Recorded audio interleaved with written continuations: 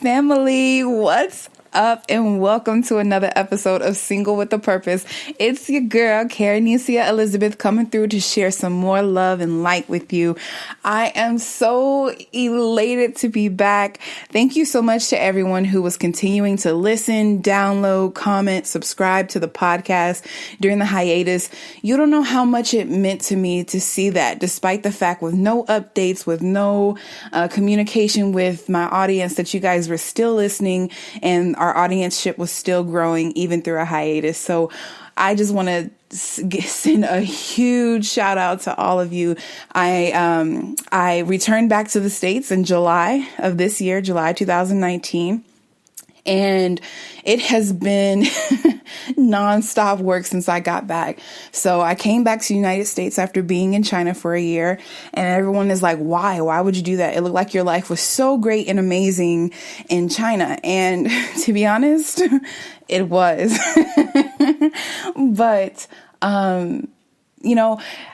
everything in life ebbs and flows. It has its ups and downs. It comes, it goes, and even when your dreams come true and you achieve something that you've always wanted to achieve or do something you've always wanted to do, it is always, always, always going to come with conflict, some type of, barriers or obstacles that get in your way or that make you feel like this dream was not the dream you dreamed it to be. But everything is like that. And so that's how you have to be committed to what you love and continue to strive for it, even in the midst of conflict.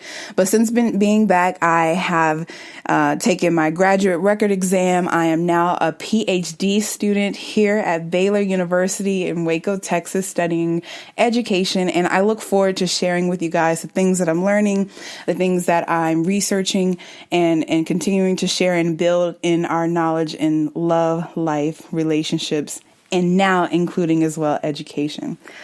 So I look forward to all of the amazing conversations that we're going to have, but I look especially forward to the conversation that we're going to have tonight, because this episode is about the life of a creative and what does it mean to be a creative, to have creative processes, to live out your dreams and have that courage. What does it look like to be an artist and to be living in your craft by trying to fulfill your dream as a creative? And so I'm looking so forward to this conversation because we have the one, the only, the myth, the legend just about, J Wisco. He is going to be on our podcast today. There he is. Say what's up, J Wisco. Hey, how you guys doing? Thank you, Karma, for inviting me. And this year, I'm out here in LA. I'm living it up, living the life of an artist. Man, so you just a little bit of background about how I know you. You and I met at the University of Texas at Austin, and it was like two creatives found each other. And we've been creating ever since. I remember when, you used to come to my apartment, he was like, you have a gift, Karma, and I'm going to help bring it out of you. We're going to make this music and you come over with your keyboard. And still have the gift. You still have that same exact gift. And it's transpiring right in front of us. I mean, this is why you have the podcast. And I think it's just a seed to a huge, huge thing coming your way. For sure.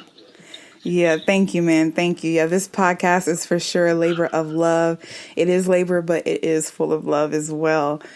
But yeah, and so since then, I ended up moving off to China, and then I come back and I'm looking forward to start creating with my boy again. And then you're like, oh no, I'm moving to Los Angeles. I know. I missed you. I was so mad. You were the only person I didn't see before I left. I saw literally everybody else, and I just didn't see you. And it's unfortunate, but I mean, we got plenty of time. For sure. Plus, I have to come out there and check out the Los Angeles scene and make some music and creativity happen with my broski. But so tell me a little bit about what you've been doing out in Los Angeles so far. Okay, so I live the life of an artist. Literally just found a job maybe 3 weeks ago, I want to say.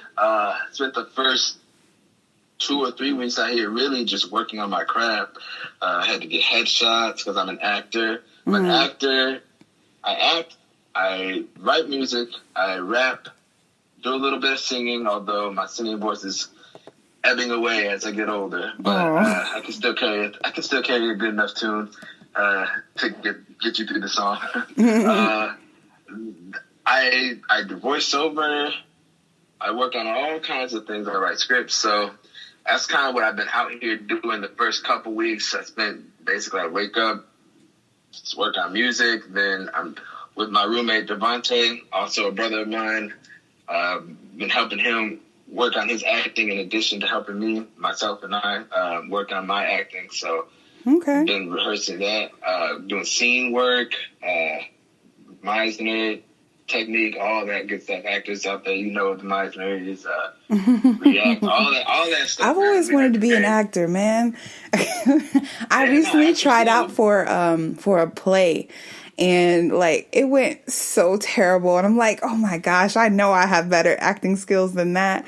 But I think that is just the resilience that all creatives have to have. But before we talk about that, let's talk about the word creative. Okay, so my working definition of what a creative is somebody who is using their imagination, someone who has creative ideas that they've been thinking of, and like that has kind of like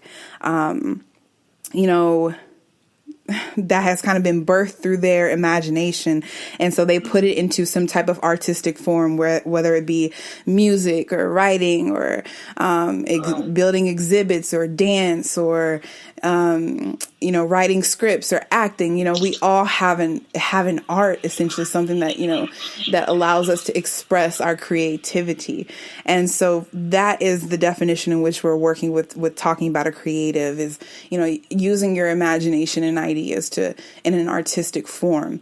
And so what would you say would you say that you're a creative under that definition? I would echo those sentiments on the definition of creativity. Like you said, it really does start with the imagination, what you see in your mind, what you don't see in your mind, but you can create. I heard it once said by an acting coach of mine. It's basically a child with a playground full of everything. You can do whatever you want. I like that. You can literally make it your own world. And I oftentimes what I do, especially I like how you kind of said that, like that world, like you can create your own world kind of. Is that why you call your album Wisco's World? Kind of, actually, to be honest with you. Like it balances from idealism to realism. It's like, that's why you have different types of, it's like every song has another song that is the exact opposite of that, the exact opposite message, because it's one's ideal and one's real. And that's kind of what I was trying to aim for with Wisco's World. And that's kind of the reason why it's so long. It's supposed to be broken up in 4 different parts. But going back to the point, a lot of it does stem from my imagination of how I want the world to be. And with that, that's not necessarily ideal for everybody else, but it's just ideal for me. And that's for how you. I see it. Right. My imagination.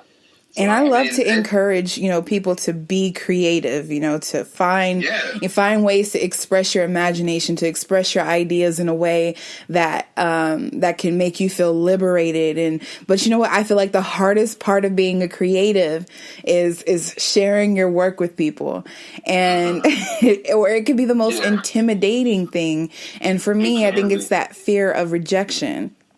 How do you get over that as a creative? What do you do? Like, or is it even a factor for you? Something you pay attention to? I'm not sure it's something you ever really get over. And this is like, honestly, there's 2 types of creator. There's the art creator, and then there's the entertainer creator. And you always have to balance, kind of like figure out which one you want to be. Because if you're an art creator, you can create to your own will. You can create to your own tune. But if you're an entertainer creator, then you have to accommodate for what other people think, because that's what your purpose is. You're entertaining. Right. Interesting. So you have to kind of create under a certain set of rules versus being by yourself. You can create, as an artist, whatever you want to create. And I don't know. I mean, everybody goes through that. So to answer your question about rejection, if you're an entertainer creator, you never really get over it. There's never, because you kind of have to take into considerations. And one of the ways to help, like, ease your pain away from it is to realize that you have to look at the big picture. You can't look at just the negative stuff that you get. You can't just focus on, they didn't like if 100 people like your stuff and 3 people didn't, you can't focus on the 3 people, you know what I mean? Even if, and it also depends on those 3 people, because if those 3 people are important to you, then versus the other 100 people, like, you know what I'm saying? Like, it does matter in that sense. But yeah. Rejection by the wrong person does hurt. I will say that. It does hurt. Like, if you really thought somebody liked your stuff and you were hoping that particular person liked it because you wrote it with them in mind, or you had it played out with them in mind and they didn't like it, it can put you feeling a certain way, even if 100 other people, really F with like it.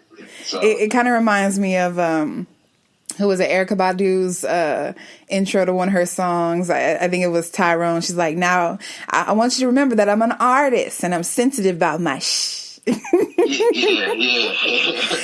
And I think that's a part of our passion, to be sensitive, to care deeply about the works that we create, and wanting people to understand us and to relate to other people, and hopefully the goal should be to build community and understanding in the world.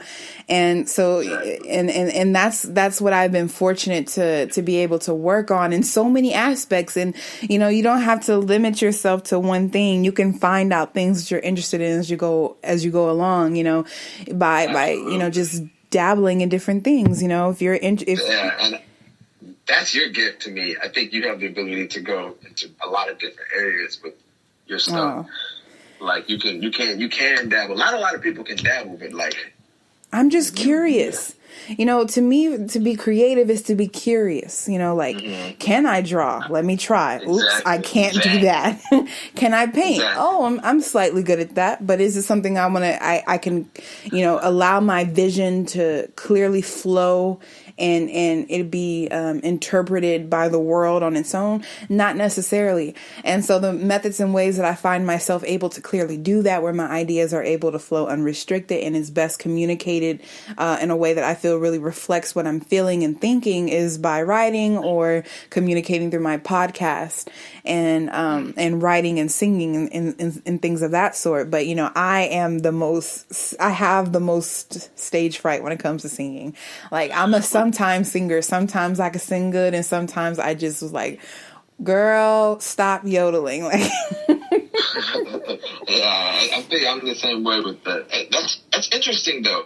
So do you feel like with your writing, do people see your writing a lot? Let me ask you that first.